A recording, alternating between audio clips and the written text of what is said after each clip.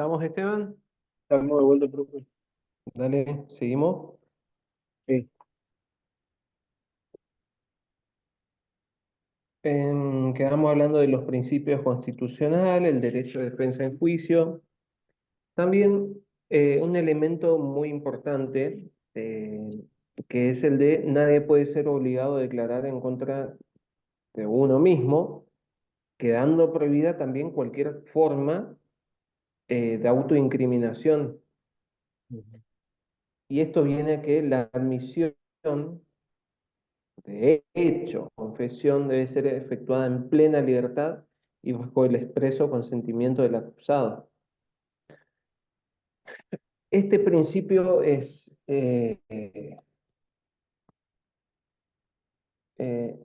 muy importante en nuestro proceso porque el acusado, el imputado cuando declara, no lo hace bajo juramento, de decir la verdad. Solamente los testigos y los peritos pueden declarar bajo juramento, decir la verdad, no el imputado, distinto al sistema anglosajón, como asimismo también si el imputado miente no tiene ninguna consecuencia porque es parte de su derecho de defensa y está amparado por la prohibición de declarar en contra de uno mismo o de su autoincriminación. Por eso no sé si habrás escuchado que eh, también la presunción, no, el derecho a abstenerse de declarar no implica una presunción en su contra ni debe ser tomado en cuenta como una prueba de cargo, el silencio del imputado. Pero el imputado cuando empieza a hablar ya no se puede desdecir. Lo que pasa es que el imputado cuando habla, si no da un aporte necesario, puede perder credibilidad y después en un juicio eso no puede ser sostenido. No sé si me explico. Si vos decís, por ejemplo, yo no cometí el hecho porque estaba en tal lugar, después si se incorporan otras pruebas que dicen que vos no estabas en ese lugar y ya perdés credibilidad, ¿me entendés? Para tu defensa. A eso se refiere. Después, bueno, también tiene que el principio de indubio favor rei o indubio pro reo, que se habla de que en el caso de duda los jueces deberán decir siempre lo que sea más favorable al imputado en cualquier instancia del proceso. Y esta es una garantía que no puede ser, digamos, inobservada por parte de los jueces o los juzgadores en ese momento. Es una garantía que la deben acatar. Si hay elementos que arrojan de que hay una duda razonable o hay una duda insuperable en cuanto a la investigación, deberán sentenciar en favor del imputado porque no hay suficientes elementos como para condenarlo o como para obtener el grado de certeza que se requiere para una sentencia condenatoria. También vemos que se habla de las garantías convencionales, eh, sobre todo en lo que es la presunción de inocencia prevista en la Convención Americana de Derechos Humanos, la defensa en juicio, que esta acarrea la inviolabilidad de la defensa, el derecho a la defensa técnica, también que puede ser a cargo del Estado, tanto como vos podés designar a tu abogado de confianza, como asimismo, si no contás con un abogado con los medios para contratar uno, el Estado tiene la obligación de designarte uno, porque además como vimos, la defensa no puede ser eh, renunciada por el imputado. Es decir, es irrenunciable el derecho de defenderse. Más allá de que vos no quieras un abogado, el Estado te va a otorgar uno. ¿Está? Es un derecho que te asiste y que no se puede renunciar. Salvo excepcionalmente esos casos que vimos que vos decidas ejercer tu propia defensa.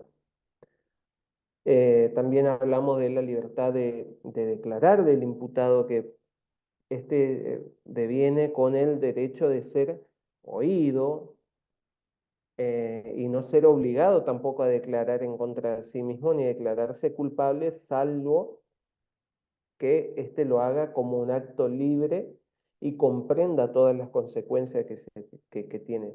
Como vamos a ver más adelante en los procedimientos especiales, cuando hablamos de el juicio abreviado como un procedimiento especial o un proceso especial, donde el imputado reconoce su culpabilidad, eh, estando debidamente informado de las consecuencias que esto puede tener, y lo que se hace es una suerte de negociación con la fiscalía por la pena que pedirá la fiscalía.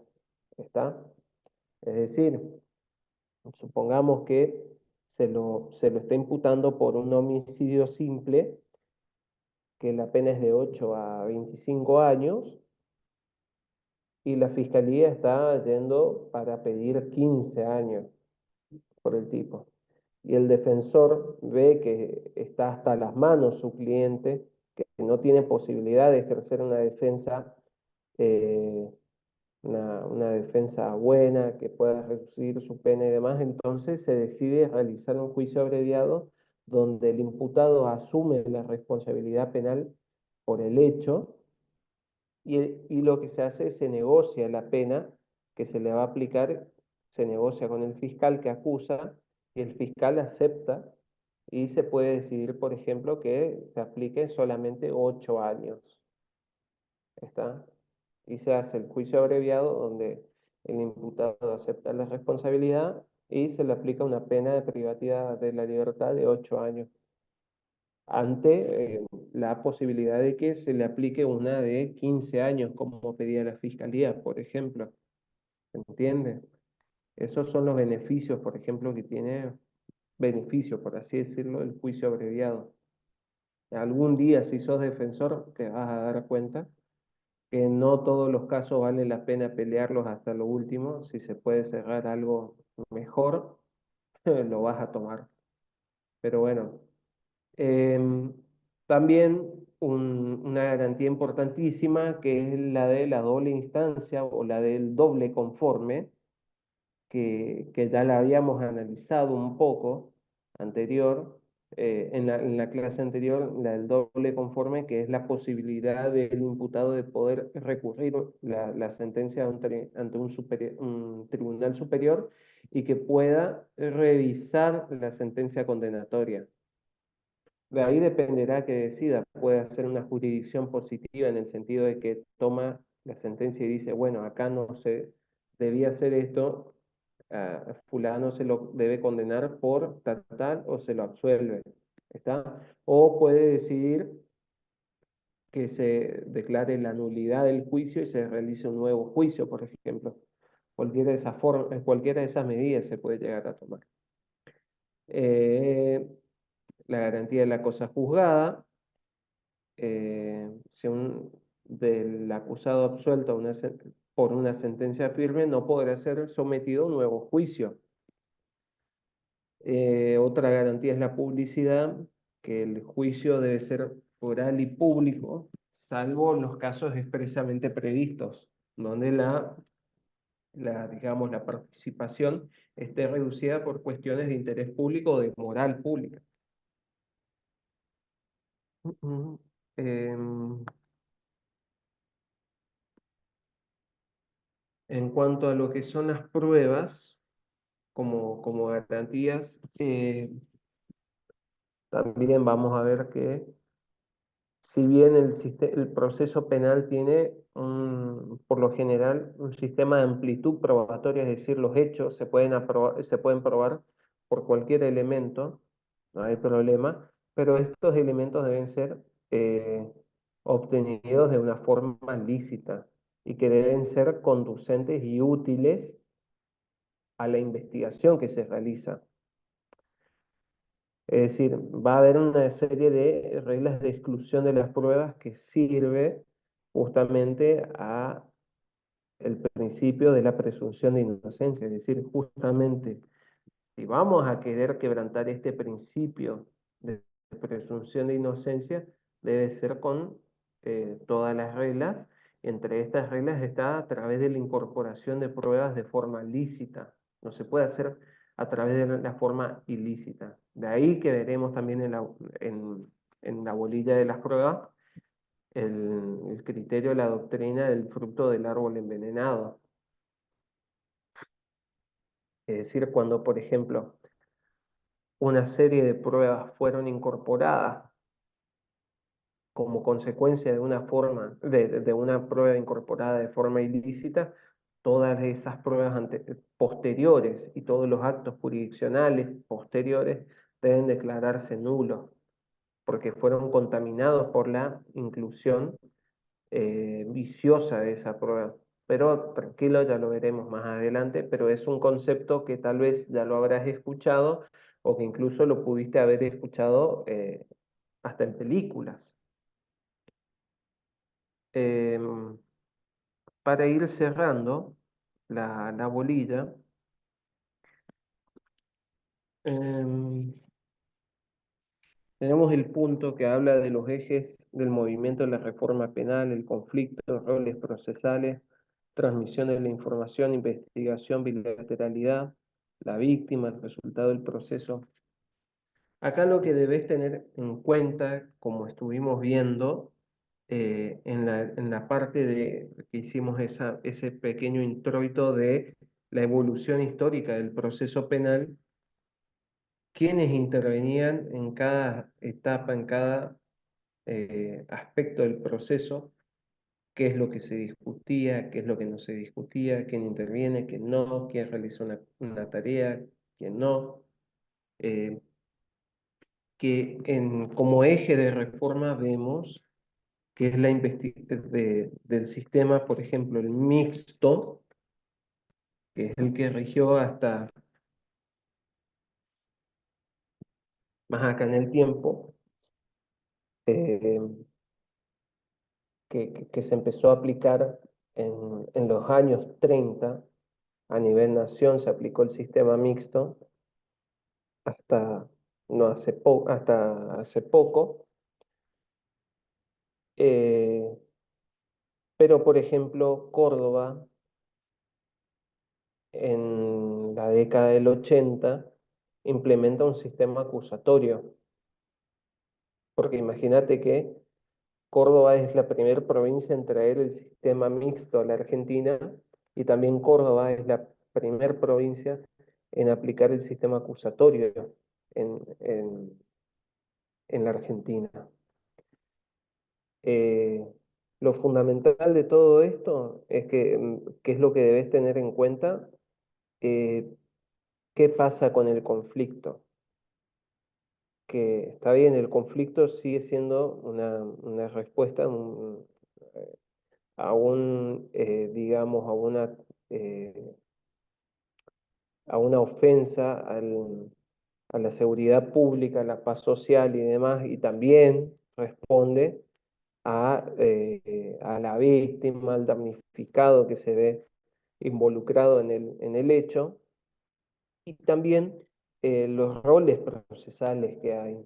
Cómo pasamos de tener un proceso mixto donde teníamos un juez de instrucción que se encargaba de realizar las diligencias probatorias, de incorporar las pruebas, de tomar declaración imputado, de decidir la suerte del imputado, acompañado por un fiscal que el fiscal meramente hacía proposiciones probatorias o dentro del proceso sobre alguna cuestión, de la misma forma un querellante, cómo pasa de esas tareas a tener un juzgador que se encarga de juzgar, un juzgador que es un tercero imparcial, y tenemos una acusación realizada por un fiscal y que la investigación es realizada pura y exclusivamente por un fiscal de investigación y que el juzgador que llega a intervenir en todo caso es un tercero imparcial que tomará conocimiento en la audiencia, que esto deviene también en lo que será la bolilla 4 lo del proceso por audiencia, es decir, todo va a llevarse a cabo por audiencia, casi todo. Exclusión probatoria, admisión probatoria, prisión preventiva, detenciones, nulidades que se planteen, todo será en pruebas donde intervendrá un juzgador, quien es un tercero imparcial y toma conocimiento en ese momento y deberá decidir por una postura u otra.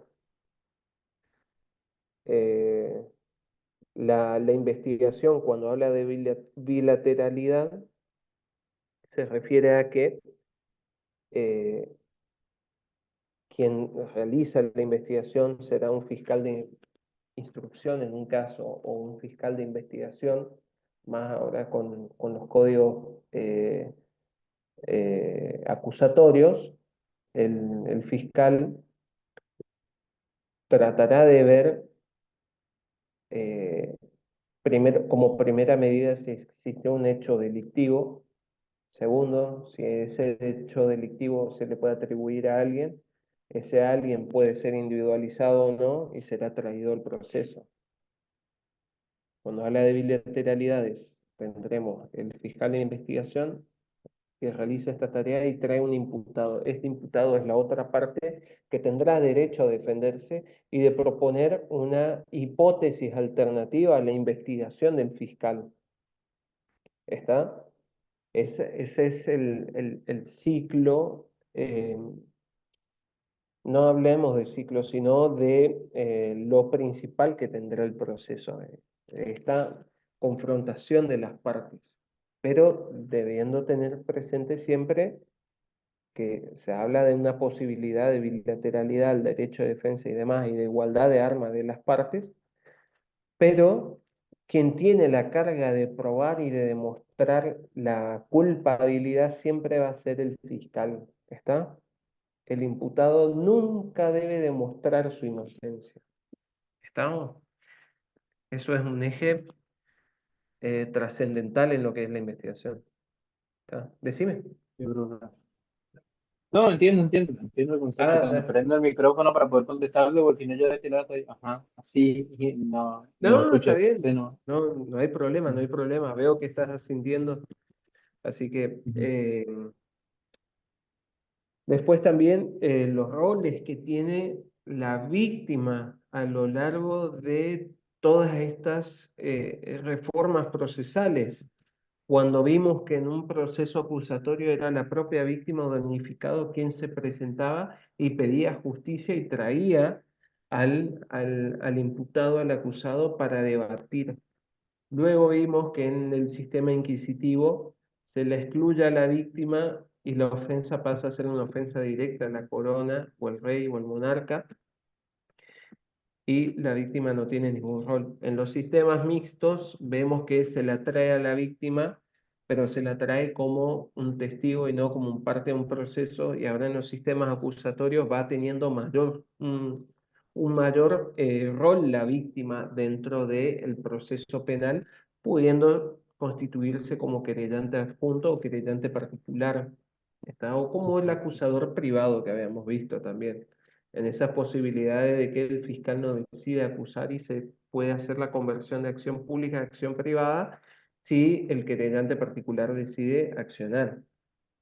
ujú, Em, y por último, el resultado del proceso, más que nada, qué es lo que se busca, que eh, siguiendo este viejo concepto de Vélez Mariconde, que en el proceso penal tiene los tres fines: un fin inmediato, un fin mediato y un fin trascendente, que el fin inmediato es el de la averiguación de la verdad, el fin mediato es el de la aplicación de la ley penal sustantiva al caso concreto, y o la declaración, la sentencia de absolución del inculpado, y ujú, por último es restablecer o conseguir la paz social como último paso, ¿está? ujú, Como ves, a lo largo de todo el programa siempre vamos a estar yendo y viniendo con distintos temas. Por lo ujú, general no vamos a avanzar mucho porque vas a ver que tenemos temas que se van a desarrollar un poco más.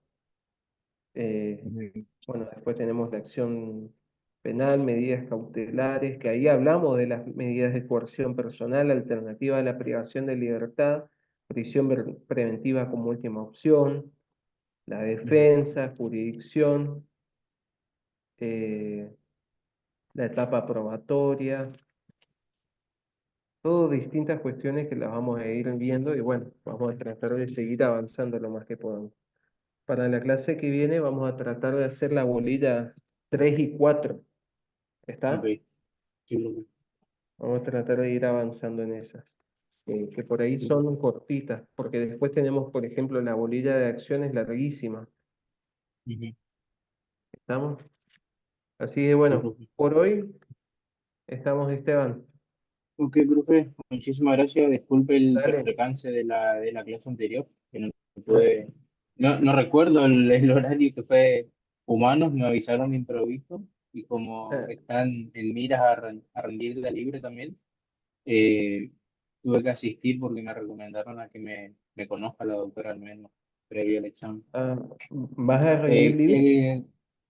eh, está en mira, es lo que estoy buscando, a ver si puedo llegar a rendir libre esta materia, pero por eso estoy buscando asistir a todas las clases, por lo menos que me conozca, y también ver cómo es el criterio de evaluación del autor.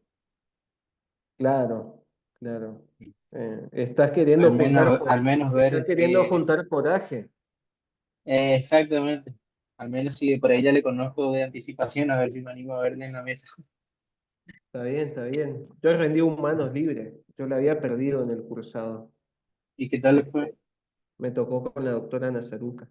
Y yo cuando Ujú. rendí, éramos 97, nos presentamos a la mesa. Uf. Y, y tiene primero un práctico que es, te pasan un preguntero que tenés que contestar de 10 preguntas. Es el primer filtro. Y Ujú. ahí pasamos solamente 7. Pues, Los otros 90 sí, salieron mal. Y ahí, bueno, pasé al oral que me tomó la doctora Mónica Anís y me fue ujú, bien, me fue bien. ujú, Tuve la ayuda, no sé, de la fuerza del cielo, no sé. Ese día estuve iluminado porque la verdad era muy difícil, era muy difícil. ok, Eh, an- sí, Derecho Humano fue mi anteúltima materia. mm, Yo sentí ok, que me recibí ahí. Después ya me quedó agrario que la hice caminando porque la cursaba, imagínate, la cursaba los sábados a la mañana, me iba a ujú, tomar mate a las clases más o menos. Con la, ujú. así que ¿Con quién le tocó agrario?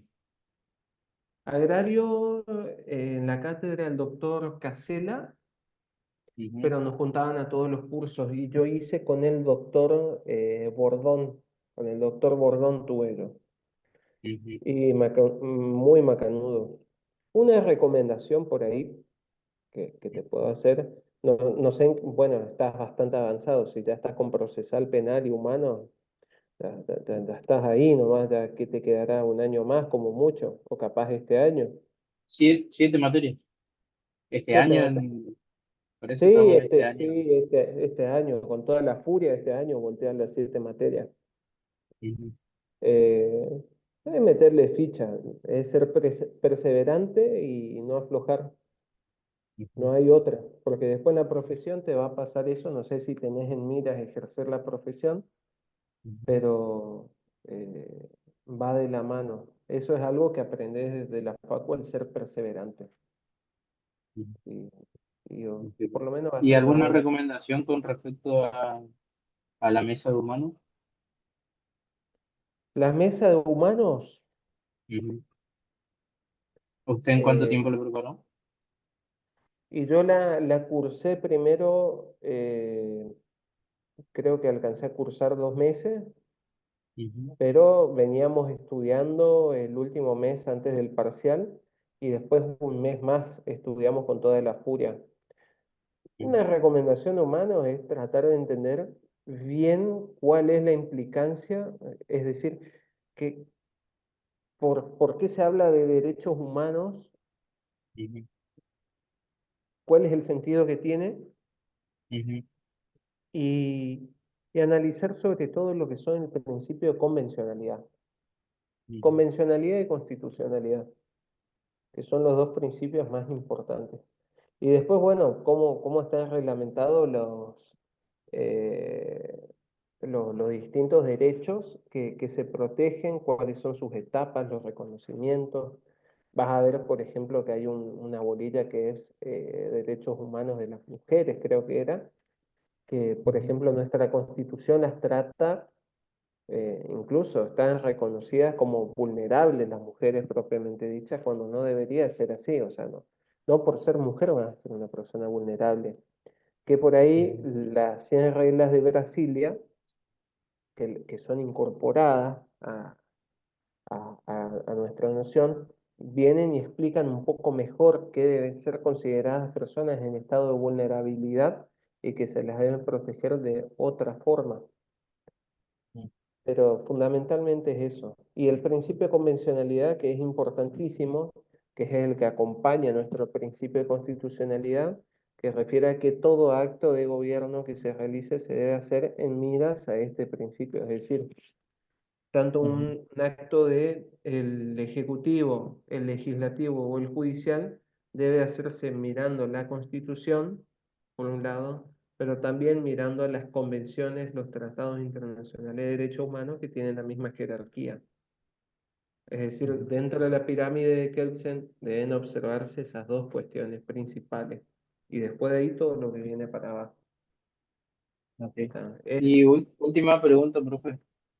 sí. El material con el que usted se preparó y si recomienda esa cátedra o conoce otra cátedra con la que me recomendaría rendir.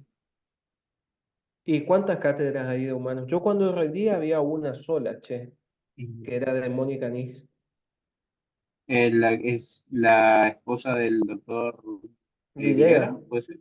Villegas, sí, perdón. pero hay otra. Sí, creo que es solamente de ella. Diferentes doctores dan clases, ¿no? Claro, claro, Ujú. sí. Ok. Sí, no, esa es esa cátedra, ¿viste? No podés elegir mucho. Ujú. Estás en el horno Ok. ahí. Yo, Ok. yo me acuerdo ¿Y el cuando... material, profe? Y material, eh, no sé si les van a pasar material a ustedes en las clases estas, pero yo Ujú. tenía material que nos habían pasado en las clases y después Ujú. había un apunte organizado de Ujú. todas las bolillas. Ujú. Y yo ¿Usted estudiaba, yo no tendría estudiaba ese punto por la U? y digitalizado no, el material lo tengo, Entiendo. material, pero no sé, creería que se puede conseguir en la facultad preguntando en los centros de estudiantes y demás. Y yo Ok. tenía ese apunte y profundizaba con distintos temas que iba consiguiendo, que los iba buscando. Ok. Ok. Pero, pero te digo, podés ir a estudiar mucho, estudiar poco, pero el fin va a ser cómo estés ese día. Ujú. En humanos es así. Una materia que es un seminario, no sé por qué vinieron con esa idea de hacerlo tan difícil, tan complicado. Ujú. Pero bueno, como yo te digo, acá lo único que hay que hacer es perseverar. Ok, ¿Está? perfecto. Disciplina. No hay que aflojarle. Ujú. Muy bien. Vamos, profe. Agradezco mucho Dale, por la estamos. clase. Dale, dale. Te mando un abrazo y buen fin de Saludos, semana. profe. Saludos, profe, igualmente. Hasta luego.